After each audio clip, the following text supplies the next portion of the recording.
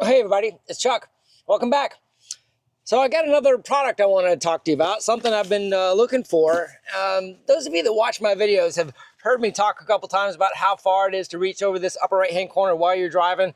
Well, I've been waiting for this one. I think there's a few of them out there. This one is by Cybergear, and this is a screen rotation bracket. This has been a thing for Teslas for a while. A lot of people on their Model 3s and Model Ys did this modification. This one is for the Cybertruck, and I have to say, the instructions are pretty clear, concise. They're in English. The parts that came with this kit are all injection molded. They look really, really good. They're wrapped to prevent scratching. Comes with some tools, a little bit of a pry bar, and the actual swivel is, of course, metal and is pretty sturdy. So anyway, I figured I'd just leave the camera rolling, kind of let you see me install it, see how difficult it is. Probably fast forward through most of the installation process, but we'll see how it goes. So let's do the screen tilt monitor for the Cybertruck from Cybergear. Stick with me.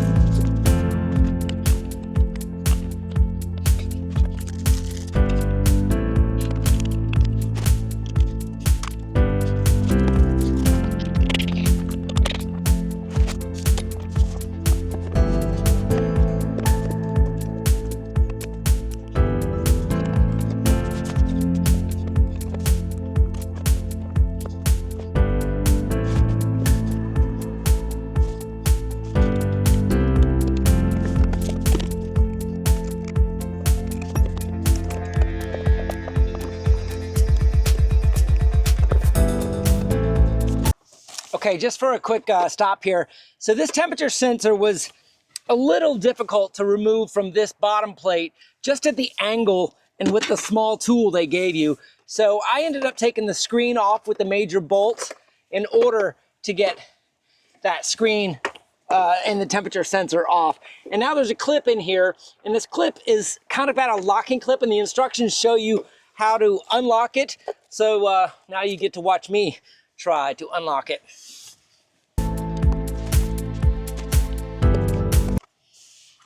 And the screen is off. So this is just to kind of show you here, believe it or not, the shape of this plug is USB-C. I don't think it is actually USB-C, and I have heard that it isn't, but it uses the USB-C form factor.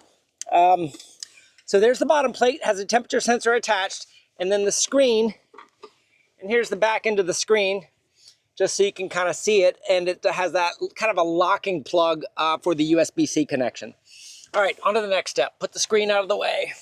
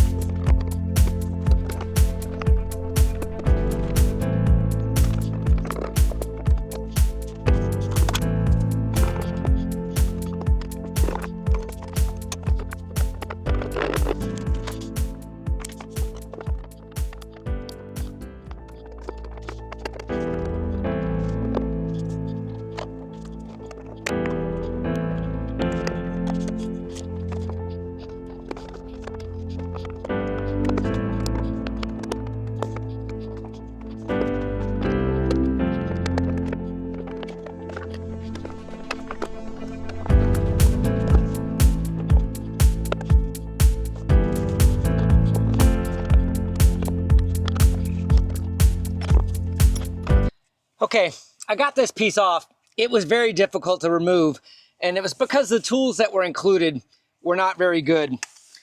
This buckle on the top didn't need pushing down, it needed lifting up. So you've got to get under here to lift it up from the inside. Perhaps if you had something thinner than this, it could have slid under there and released that buckle. But in any case, to get this piece off, I had to come from the inside and lift the top center buckle up. Any case, okay, let's keep going.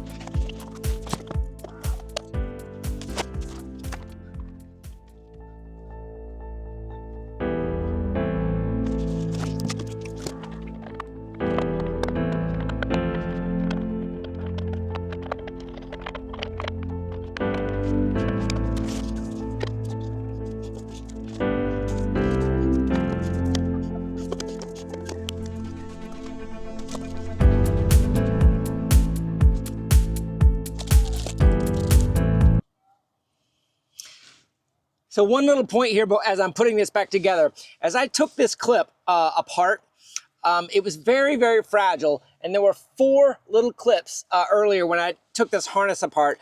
And while I still have 3 of them left, and this will probably go on, as I'm going through the instructions, the one extra part they gave you was a replacement for that clip.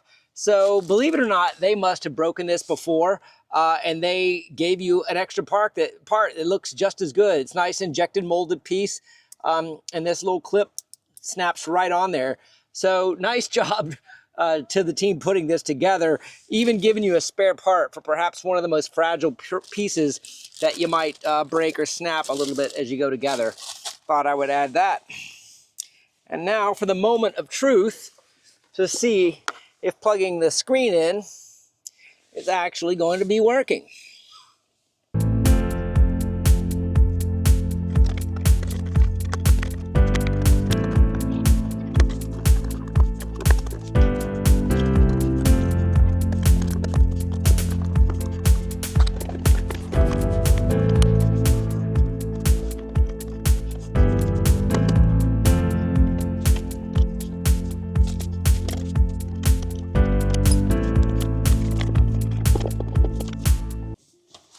Okay, so the first time I checked it, my connection was a little bit loose.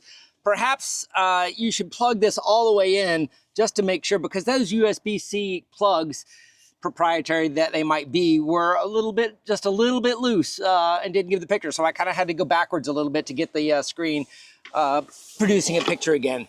I think it was this connection right here up top.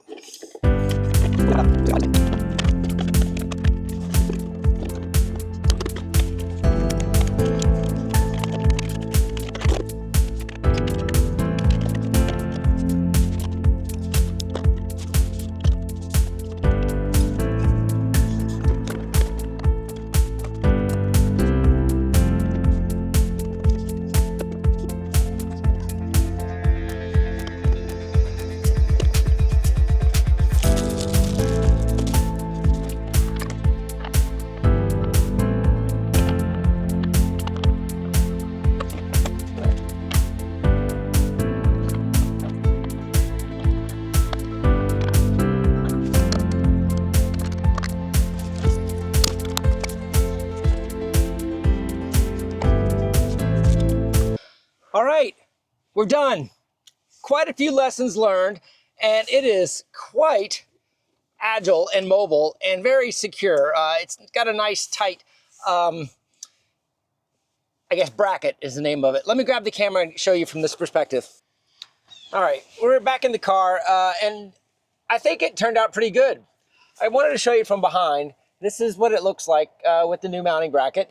It uses up, comes a little bit further back. This distance right here is a little bit less than the other one. Matter of fact, this mounting tray right here is designed for the previous screen. So you can see that is the new distance that you have for this bracket, but it gives it that 40 degrees of articulation either way, which is essentially why. And if you tilt it all the way back, you can see it's actually using that full distance.